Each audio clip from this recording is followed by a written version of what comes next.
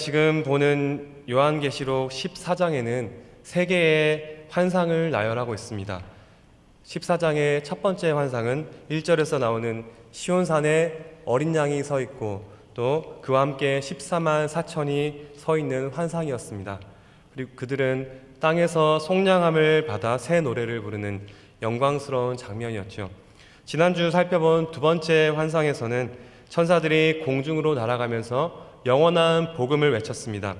이 영원한 복음은 우리 개인의 구원을 넘어서 온 우주적 차원의 심판 선고라고 할 수 있습니다. 그 확실한 최후의 심판이 있으니 성도들은 지금을 인내하라라는 것이었죠. 이렇게 두 번째 환상까지 끝나고 이제 오늘 말씀 세 번째 환상이 시작됩니다. 최종적인 하나님의 추수, 하나님의 심판이 이루어지는 장면입니다. 이것을 땅의 추수, 곡식과 포도의 추수라는 그림으로 이미지로 보여주고 있습니다. 우리 성도님들은 마태복음 13장에 나오는 그 알곡과 가라지 비유를 잘 아실 것입니다. 추수 때에 우리 주님께서 거두어 드린 곡식 중에서 쓸모없는 가라지는 묶어서 불사르게 던져버리고 또 알곡은 모아서 주님의 곳간에 모아드리는 그 심판이 있을 것이라 말씀하셨죠. 이 말씀이 오늘 본문의 배경이라고 할 수 있습니다. 이제 사도 요한이 본 오늘 환상의 내용으로 또 살펴보겠습니다. 먼저 우리 14절 말씀을 같이 보시겠습니다. 14절 같이 한번 읽겠습니다. 시작. 또 내가 보니 흰 구름이 있고 구름 위에 인자 같은 이가 앉으셨는데 그 머리에는 금 면류관이 있고 그 손에는 예리한 낫을 가졌더라. 아멘. 이 말씀과 비슷한 장면은 구약의 다니엘서에 나오는데요. 인자 같은 이는 바로 예수님을 가리킵니다. 다니엘서에 보면 인자 같은 이가 하나님께 나와서 영원한 권세와 나라를 받는 장면이 나옵니다. 신약에서도 예수님께서 구름을 타고 다시 오실 것이다 라고 말씀하셨죠. 인자 같은 이시 바로 예수님께서 구름 위에 앉으셨다라는 것은요, 하나님으로부터 온 세상을 다스릴 권세와 또 심판하실 권세를 가지셨다라는 의미입니다. 그리고 또 예수님의 머리에 뭐가 있나요? 금 면류관을 쓰셨다라고 합니다. 이 면류관은 경주에서 이긴 승리자에게 주어지는 것이었고요. 또 그 통치자의 권세, 주권과 왕권을 나타내는 것입니다. 온 세상을 다스리시고 또 심판하실 권세를 가진 예수님의 손에는 무엇이 들려있나요? 14절에 보시면 예리한 낫이 들려있습니다. 예리한 낫을 들고 계신데요. 이 낫은 곡식을 베는 도구죠. 요즘 젊은 사람들은 낫을 이야기하면 공포영화를 떠올리는데요. 우리는 이 낫을 보면 당연히 곡식을 벨 것이라고 상상을 할 수가 있죠. 모든 권세를 하나님께 받은 예수님께서 예리한 낫을 들고 추수를 시작하십니다. 그 추수가 어떻게 나타나는지 우리 이어지는 15절과 16절 말씀입니다. 15절은 제가 읽고 16절은 여러분들이 읽겠습니다. 15절입니다. 또 다른 천사가 성전으로부터 나와 구름 위에 앉은 이를 향하여 큰 음성으로 외쳐 이르되 당신의 낫을 휘둘러 거두소서. 땅의 곡식이 다 익어 거둘 때가 이르렀음이니이다 하니.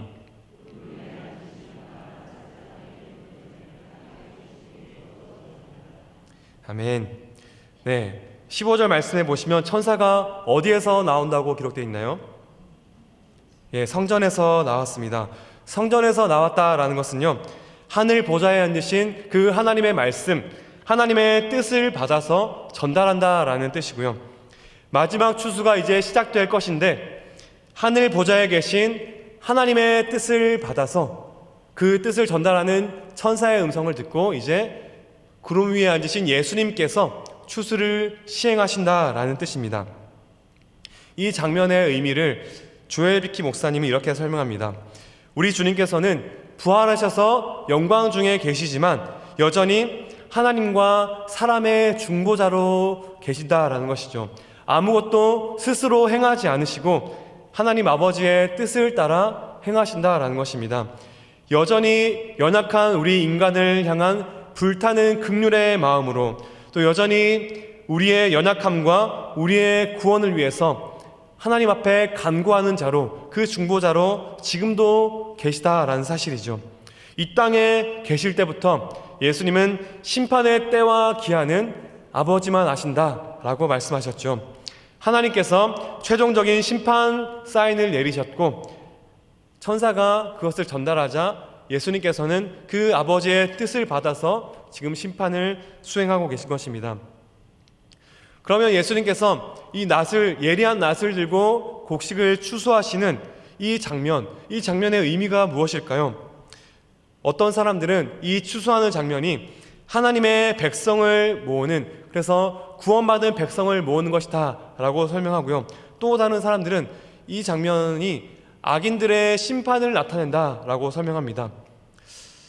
학자들도 이 사이에서 의견이 분분한데요. 이 장면을 보면 떠오르는 구약의 말씀이 있는데요. 우리 요엘서 말씀을 자막을 통해서 같이 한번 보시겠습니다. 같이 읽겠습니다. 시작. 너희는 낫을 쓰라. 곡식이 익었도다. 와서 밟을지어다. 포도주 틀이 가득히 차고 포도주 독이 넘치니 그들의 악이 크미로다. 네, 이 말씀을 보시면 그들의 악이 크미로다. 그들의 악이 크기 때문에 이제 그 익은 곡식을 베고 포도주를 밟을지라라고 말하고 있습니다. 이 말씀은 분명히 악인들의 심판을 가리키는 말씀이 분명합니다. 오늘 말씀에 나오는 이미지와 너무도 비슷하죠. 오늘 말씀에서도 예수님은 예리한 낫을 들고 곡식을 추수하고 계십니다. 요즘은 낫을 보기가 힘든데요. 제가 어릴 때 저희 집에는 낫이 있었습니다. 근데 그 낫으로 저는 사실 풀을 베보진 않았고요. 그 낫으로 자치기를 만들 때 많이 써봤는데요. 낫을 써보신 분들은 아실 텐데 낫이 예리하지 않으면 오히려 풀이 베어지지가 않고요. 낫을 쓰는 것보다 그냥 손으로 뽑는 것이 더 편할 정도죠. 낫이 예리하다는 것은 그만큼 심판이 정확하고도 신속하게 그리고 완전하게 이루어진다라는 것이죠. 요엘서 말씀이 악인들의 심판을 나타내는 것이 분명하듯이, 그래서 그 이미지를 떠올리는 오늘 말씀은 악인들의 심판으로 보아야 한다라는 것이 또 그 학자들의 설명입니다. 그런데요, 신약에서는 곡식의 추수를 반드시 악인의 심판으로만 보지는 않습니다. 서두에 말씀드린 알곡과 가라지 비유, 예수님께서 말씀하신 그 비유에서 이 추수에 대해서 말씀하시는데요. 밭에 좋은 씨를 뿌렸는데 가라지가 함께 자랐죠. 그래서 종들이 이 가라지를 뽑아버릴까요? 주님께 물었는데 주님께서 이렇게 말씀하십니다. 우리 마태복음 13장 30절 말씀을 우리 자막을 보시고 같이 한번 읽겠습니다. 시작. 둘 다 추수 때까지 함께 자라게 두라. 추수 때에 내가 추수꾼들에게 말하기를 가라지는 먼저 거두어 불사르게 단으로 묶고 곡식은 모아 내 곳간에 넣으라 하리라. 아멘. 네, 이 여기서의 추수, 이 마지막 추수는 최종적인 심판을 가리킵니다. 분명히 가라지는 거두어서 불사르게 하고 그리고 곡식은 모아서 주님의 곳간에 드릴 것이다 라고 말하는 것이죠. 하나님의 심판이 시행되면 당연히 한쪽에는 택함받아 구원받은 백성들이 모일 것이고요, 또 당연히 한쪽에는 그 멸망받을 심판들이, 그 악인들의 심판이 모여지는 것입니다. 영원한 복음이 선포될 때 그 복음의 양면성이 있다라고 지난주에 살펴보았죠. 마찬가지인 것입니다. 우리 성도님들 어떻게 보십니까? 예리한 낫으로 곡식을 추수하는 이 장면이 악인들의 심판을 가리킬까요? 아니면 하나님의 백성들을 모으는 장면일까요? 여전히 둘 다 사실은 가능한 해석이고요, 둘 다 성경에 근거가 있고 학자들도 이 사이에서 의견이 분분합니다. 그런데 제가 보기에는 여기서의 강조점은 하나님의 백성들을 모으는, 그래서 구원받은 백성들을 모으는 것에 있는 것 같습니다. 간단히 말하면 구속의 추수, 구원의 추수인 것이죠. 신약에서 예수님은 추수를 구원의 의미로 계속해서 사용하셨습니다. 그리고 우리가 지금 살펴보고 있는 이 14장 그 첫 번째 환상인 4절에 보시면 4절에 그 14만 4천을 설명할 때 사람 가운데서 속량함을 받은, 그래서 속량함을 받은 처음 익은 열매다라고 말하고 있습니다. 그렇게 처음 익은 열매들, 그 환상의 성취가 바로 오늘 추수하는 장면으로 이루어지고 있는 것이죠. 예수님이 행하시는 추수의 첫 번째 의미는 하나님의 신실한 백성들, 그리고 충성된 자들을 첫 열매로 수확하는 구원의 추수, 구속의 추수라고 할 수 있습니다. 곡식을 추수하는 구속의 추수 이후에 이어지는 말씀은 완전히 다른 이미지를 보여주고 있습니다. 우리 17절과 18절 말씀인데요, 17절은 제가 읽고 18절은 여러분들이 읽겠습니다. 17절입니다. 또 다른 천사가 하늘에 있는 성전에서 나오는데 역시 예리한 낫을 가졌더라.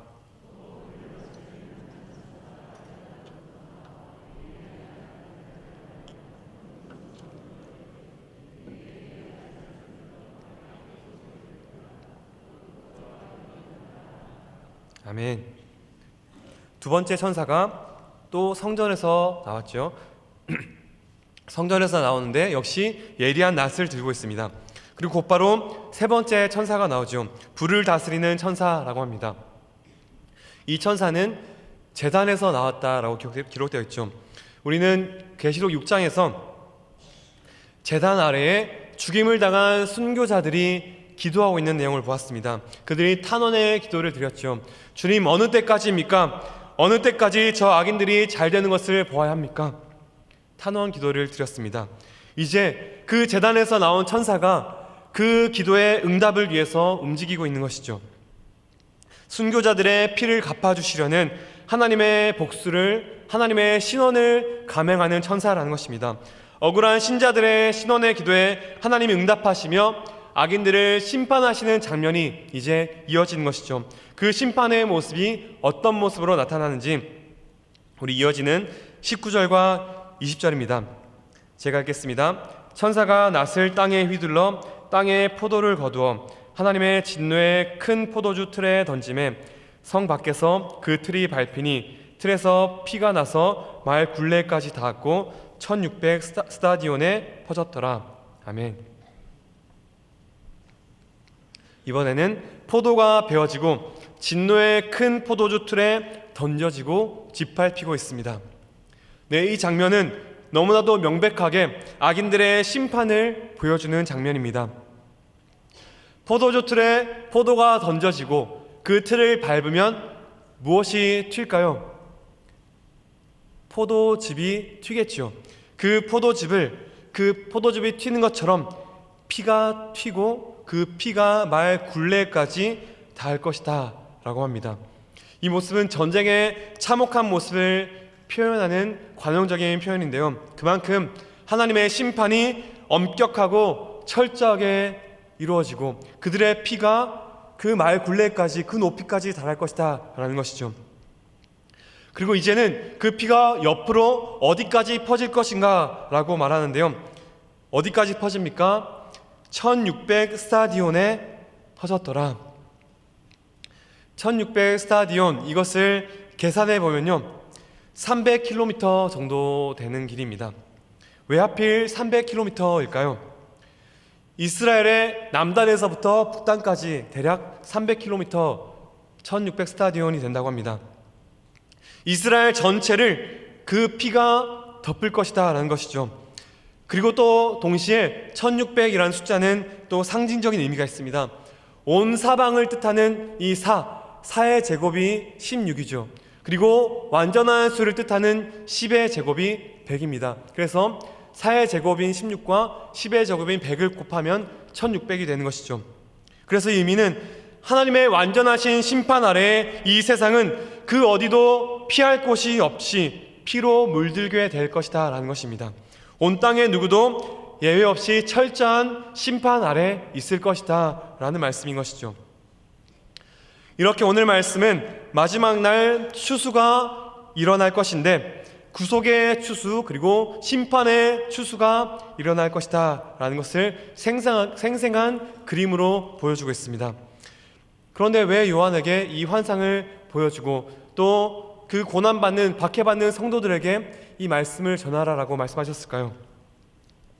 이 환상들은 당시에 박해받던 고난받던 소아시아 성도들에게 그리고 또 우리들에게 어떤 의미가 있을까요? 지금 보고 있는 요한계시록의 부분은 계속해서 두 그룹을 대조시키고 있습니다. 짐승의 표를 받은 이들, 그리고 이마에 어린 양의 이름과 아버지의 이름을 받은 이들, 그리고 큰 성 바벨론과 또 시온성 안에 있는 자들, 심판받는 악인들과 구속받은 하나님의 백성들을 계속해서 대조하고 있습니다. 14장 1절을 보시면 어떻게 환상이 시작되었죠? 시온산 위에 어린 양이 서 있고 또 14만 4천이 서 있었죠. 하나님의 성이 있는 그 시온산이었습니다. 그리고 마지막 20절을 보십시오. 20절, 성 밖에서 그 포도들이 심판이 시행되고 있습니다. 하나님의 심판이 이루어지는 장소는 성 밖이죠. 이 대조를 통해서 시온산 안에, 그 하나님의 성 안에만 구원이 있다라는 것을 말해주고 있습니다. 시온성 안에 거해야 한다는 것이죠. 그래야 심판을 면할 것이니 이 사실을 기억하고 알아들으라라는 것입니다. 그런데 사실 이 편지를 받고 있는 그 소아시아 성도들, 그리고 우리 신자들의 현실은요, 아직 12장과 13장에 머물러 있습니다. 두 짐승이 나와서 하나님의 백성들을 억압하고 박해하고 있죠. 그 짐승과도 같은 세상, 거대한 세상의 풍조 속에서 우리 신자들은 타협의 유혹 속에 힘들어하고 있습니다. 우리의 삶이 퍽퍽하고 신앙으로 살아내기가 너무나도 어렵습니다. 거짓 선지자들은 그래서 짐승의 표를 받으라고 세상 속에서 타협하라라고 유혹하고 있죠. 우리가 지금 여기에 살고 있습니다. 그래서 우리는 인내하라라고 말씀을 들었죠.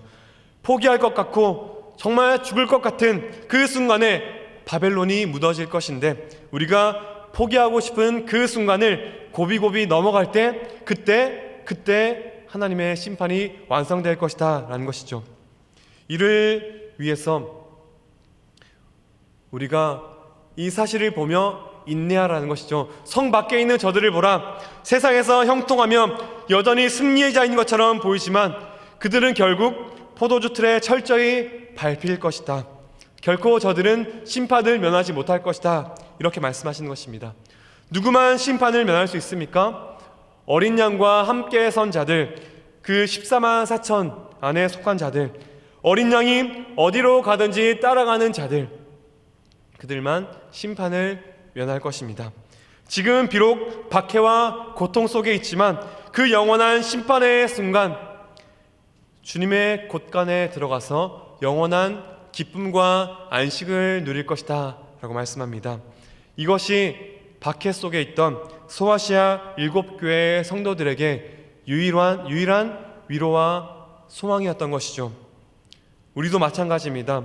사랑하는 성도 여러분, 우리의 위로는 무엇입니까? 예수님을 믿는다라는 것은 세상에 대하여서는 죽었다라는 고백에서 시작하는 것이죠. 어린 양을 따라가는 삶이며, 그래서 세상적인 위로가 아니라 먼저 주님 주시는 위로가 먼저인 것이죠. 그런데 오늘 우리가 살아가는 이 현실에서는 어떻습니까? 우리가 전도를 하고 또 예수님을 소개할 때 처음에는 무겁고 심각한 내용은 일단 빼고 혹시나 미리 겁먹을까봐 듣기 좋은 말만 먼저 합니다. 예수님 믿으면 복이 옵니다. 형편이 나아지고 성공할 것입니다. 예수님 믿으면 점핑의 은혜가 임할 것입니다. 글쎄요, 이렇게 예수를 믿게 되면 신앙이 성장하지 않습니다. 내 현실과 형편 때문에 성경의 하나님이 아닌 우리가 만든 우상을 붙드는 것과도 같은 것이죠. 어린 양 예수님을 따라가는 신자의 궁극적인 정체성은 이미 정해져 있는데 그것을 받아들이지 않는 채 현실을 위로해달라는 것이 이 시대의 많은 사람들의 아우성입니다. 물론 저도 그 안에 포함되어 있죠. 지금 우리가 살아가는 현실이 그만큼 너무나도 힘이 들고 또 매일매일 하루가 전쟁터 같기 때문입니다. 그러니 이 마음을, 우리의 마음을 설레이게 하고 지금 당장 희망이 되게 하는 세상적 형통을 약속하는 말씀이 너무나도 듣고 싶은 것이죠. 그래서 많은 신자들이 세상적인 위로를 먼저 구하고 있는 현실이죠. 하나님, 이 정도는 해 주셔야 하나님이시죠. 나 이렇게 힘든데 하나님, 나 좀 도와주셔야 하나님이시죠. 그런데요, 지금보다 더한 그 박해의 상황에 매일매일 순교의 위협 속에 살아가던 성도들에게 사도 요한이 전한 위로는 박해가 사라지고 삶이 나아질 것이다 라는 것이 아니었습니다. 오늘 본문에서 보여주는 마지막 추수의 장면이 그들에게 참된 위로였고요, 사실은 우리에게 주시는 참된 위로인 줄 믿습니다. 우리가 예수 그리스도의 피로 속량함 받았다는 사실, 안전한 그 시온산 안에 거한다는 그 사실, 그래서 성 밖에는 저렇게 철저하고 확실한 심판이, 그 철저하게 짓밟히는 심판이 일어나는데 우리가 그 사실을, 그 심판을 면하게 되었다는 사실, 이것이 오늘 말씀이 그 당시의 성도들에게 또 우리에게 주시는 위로인 줄 믿습니다. 사랑하는 성도 여러분, 우리 주님의 마지막 심판, 그 마지막 추수 때에 우리 주님의 곳간에 드려지는 알곡이 되어서 영원한 기쁨과 안식을 누릴 것이라는 이 사실이 우리의 심령에 참된 위로와 소망이 되시는 은혜가 있으시길 간절히 소원합니다. 오늘 우리는 이 말씀을 통해서 마지막 추수의 장면을 함께 살펴보고 있습니다. 그런데 이 구속의 추수, 그리고 악인들의 심판의 추수를 표현할 때 우리는 익었다라는 표현에 주목을 해보아야 합니다. 우리가 살펴보았듯이 앞부분에는 구원의 추수, 구속의 추수라고 했죠. 여기에도 보면 곡식이 익었다라는 표현이 등장합니다. 15절에 보시면 곡식이 다 익어 거둘 때가 되었다라고 하죠. 그리고 뒷부분에 17절에서 20절에 악인들의 심판에도 포도가 익었다라는 표현이 등장합니다. 곡식도 익었고 포도도 익었습니다. 우리말은 똑같이 번역되었지만 이 둘 중에 하나에 익었다라는 표현은 아주 부정적인 표현인데요. 우리 부흥회 강사님을 따라서 저도 한번 해보겠습니다. 자, 우리 곡식이 익었다라고 할 때 이 익었다라는 표현이 부정적인 의미다, 이것이 1번이고요. 포도가 익었다라고 할 때 포도가 익었다, 이 표현이 부정적이다, 2번입니다. 자, 우리 곡식이 익었다가 부정적이다, 1번 한번 손으로. 아무도 없으십니까? 그러면 포도가 익었다, 여기가 이 의미가 부정적이다, 2번. 네. 감사합니다. 네. 당연히 곡식의 추수가 구원의 추수니까 긍정적인 것 같고, 그 포도의 추수가 악인들의 심판이니까 부정적일 것 같은데 사실은요, 반대입니다. 곡식이 익었다라고 할 때요, 이 익었다라는 그 사전을 찾아보니까요, 이 의미는 마르다, 시들다, 메말라 비틀어지다, 피폐해지다 라는 뜻입니다. 반대로 포도가 익었다라고 할 때는요, 꽃이 활짝 핀 것처럼 만개한 상태, 가장 탐스럽고 보기 좋게 활짝 피어있는 상태를 말합니다. 그래서 인생에 있어서 가장 좋은 시기를 표현할 때 이 포도가 익었다라는 이 단어로 표현을 했습니다. 참 이상하지 않습니까? 누가 봐도 보기 좋게 아름다운 열매를 맺은 그 포도는요, 결국 포도주 틀에 던져져서 짓밟히게 되죠. 세상 나라 바벨론은 번성할 것이고 세상 나라는 끝도 없이 성장하고 우리 인간들의 문명은 꽃을 피울 것입니다. 과학이 발달하고 경제는 부흥하고 절정에 이른 아름다움을 보여주며 그 탐스러운 그 모습을 보여줄 것입니다.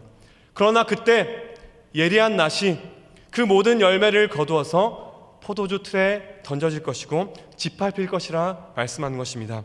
그 피가 온 땅을 덮을 만큼 그 심판은 완전하고 철저하게 시행될 것입니다.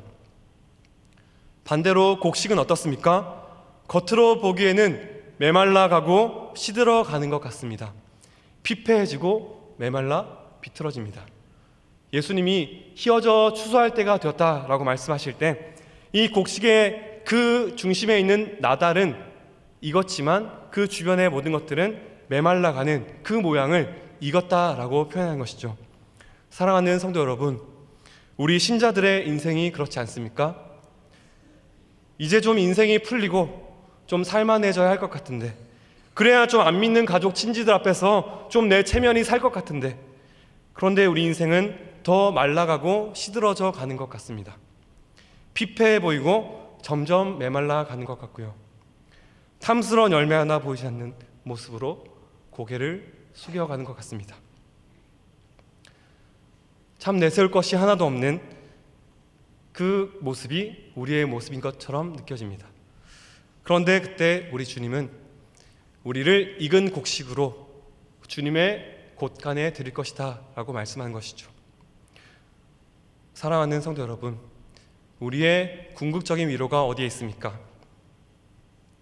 주님의 곡식으로 익어져 가는데 우리의 위로가 있는 줄 믿습니다. 우리 신자의 기쁨은 어디에 있습니까? 내 삶이 얼마나 나아졌는지, 내가 기도한 대로 하나님께서 복을 마구 부어주셔서 내가 얼마나 성공했는가에 있는 것이 아닙니다. 세상이 원하는 대로 탐스럽게 익어가고 빛이 나는 열매가 되느냐 하는 것이 아니죠. 내가 얼마나 익어가고 있는가, 내가 얼마나 주님을 닮아가고 있는가, 겉모습은 메말라갈지라도 내 속에 주님이 원하시는 그 나달, 그 성령의 열매들이 익어가고 있다면 이것이 우리의 유일한 기쁨이고 소망인 줄 믿습니다. 우리는 어제까지 부흥회를 통해서 참 귀한 말씀을 들었습니다. 하나님의 마음에 합한 신자들, 참된 신자들은 하나님을 사랑하는 만큼 또 이웃과 하나님의 사람들을 사랑하는 사람이다 라고 말씀하셨죠. 특히 교회에서 누군가를 섬기며 이끄는 사람들은 자원에서 상처를 받고 또 자원에서 희생하는 사람들이다 라고 말씀하셨습니다. 정말로 그렇지 않습니까? 참 교회에서 교사로 또 구역장으로 교구장으로 부서의 부장님으로 임원으로 직분자로 리더로 섬기는 일이 참 그렇습니다. 열심히 섬기는 것 같은데 칭찬과 인정보다는 무언가 모를 원망과 또 아쉬운 소리를 들을 때가 더 많을 것 같습니다. 참 전화 한 통화를 할 때도 문자나 카톡을 할 때도 노심초사하며 마음을 졸이면서 비굴한 자리에 있는 것 같습니다. 그렇게 섬기고 직분을 감당하면 좀 이제는 고마워해주고 열매도 보여야 하는데 오히려 차갑게 대하고 또 아쉬운 소리를 들을 때가 많은 것 같습니다. 그래서 계속해서 교회에서 섬기다 보면 상처도 받고 마음은 점점 더 메말라가는 것 같고 내가 왜 이러고 있나 라는 생각도 들 때가 참 많죠. 그런데 오늘 말씀은 그 섬김과 수고가 헛되지 않다라고 말씀합니다. 그 삶은요, 우리 주님이 추수할 때를 위해서 익어가고 있다라고 말하고 있죠. 그것은 우리 주님을 닮아서 십자가를 지는 삶인 줄 믿습니다. 사랑하는 성도 여러분, 저와 여러분들은 우리가 어떤 열매를 주렁주렁 맺느냐, 눈에 보이는 결과를 내느냐, 그것보다 중요한 것, 저와 여러분 자체가 우리 주님이 원하시는 나달, 익어가는 열매이고 익어가는 곡식인 줄 믿습니다. 예수님께서 마지막 추수 때에 알곡으로 거두실 때까지 우리는 평생 분투하며 또 그리스도의 장성한 분량에 이르도록 익어가는 은혜가 있어야 할 줄 믿습니다. 혹시 주를 따르는 삶으로 인해서 남보기에 떳떳하지 못하고 또 피폐해질지라도 내 안에 계신 예수 그리스도를 포기하지 않는 삶이 바로 익어가는 삶인 줄 믿습니다. 지금 당장 응답이 주어지지 않고 잠시 환난 중에 있을지라도 지극히 크고 영원한 영광을 소망하며 살아가는 삶, 내 안에 그리스도가 계셔서 그래서 마지막 날까지 익어가도록 나를 지키시고 내 영혼을 지키실 것을 확신하며 또 마지막 추수에 알곡으로 거두어 들이실 것을 그 사실을 알고 그 소망으로 그 위로로 살아가며 오늘을 인내하는 삶, 그것이 성도의 아름다운 삶이며 익어가는 삶인 줄 믿습니다. 참 세상은요, 자기의 영광, 자신의 업적, 자기의 열매들을 주렁주렁 맺고 또 그것을 맺기 위해서 죽어라 애쓰고 그 열매를 내세워서 큰 소리칩니다. 그러나 우리는 그런 열매가 없다 할지라도 희어져 익어져 가는 것을 두려워하지 맙시다. 우리가 가진 물질, 시간, 힘과 사랑을 베푸는 것을 두려워하지 않고 하나님 마음에 합한 신자답게 우리 구주 예수님을 사랑하는 만큼 그렇게 사랑하고 섬기며 살아갔으면 좋겠습니다. 그러다가 혹 상처받기도 하고 또 기대하는 칭찬과 인정이 없어서 낙심하기도 하고 또 메말라 갈지라도 내 안에 계신 예수님을 닮아가며 익어가는 삶, 겉은 메말라 갈지라도 속은 날마다 새로워지는 삶, 내 안에 계신 예수 그리스도를 참된 위로와 소망으로 삼고 살아가는 삶, 이것이 우리의 유일한 위로이고 우리의 유일한 자랑인 줄 믿습니다. 사랑하는 우리 은평의 성도 여러분, 우리 그렇게 우리 주님 안에 있는 기쁨, 예수님의 소유가 된 그 기쁨으로 만족하며 하루하루를 예수님을 닮은 모습으로 익어져 가기를 소원합니다. 그래서 예수님만을 참된 위로로 삼으며 마지막 추수 때에 알곡으로 우리 주님의 곳간에 들여져서 그때 누리게 될 참된 기쁨과 영원한 안식을 소망하며 오늘을 인내하며 하루하루 익어져가는 그 기쁨을 누리는 저와 여러분들 되시길 간절히 소망합니다. 아멘. 기도하겠습니다. 사랑이 많으신 아버지 하나님, 우리 주님 다시 오실 때 자격 없는 우리를 의롭다 하신 주님께서 우리 신자들을 주님의 곳간에 들이신다 말씀해 주시니 감사합니다. 그러나 우리의 현실은 녹록지 않고 자꾸만 세상의 위협과 타협의 유혹 가운데 힘겹게 살아갑니다. 그렇게 점점 메말라가고 눈에 보이는 열매가 없어서 낙심할 때가 많습니다. 그러나 오늘 말씀을 통해 우리가 실패하는 것이 아니라 주님의 곡식으로 익어져 간다고 말씀해 주시니 너무나 감사합니다. 오늘도 우리를 붙드셔서 주님의 길로 인도하여 주시고 주님 닮은 모습으로 익어가며 우리 안에 계신 예수님을 참된 위로와 소망으로 삼고 오늘을 담대히 살아가는 저희들 되게 하여 주옵소서. 그래서 세상의 성공과 만족이 아닌 예수 그리스도를 참된 위로와 소망으로 삼고 살아가며 주님의 곡식으로 익어져가는 저희들 되게 하여 주옵소서. 우리의 중보자가 되시며 다시 오셔서 온 땅을 심판하실 예수 그리스도의 이름으로 기도합니다. 아멘. 주신 말씀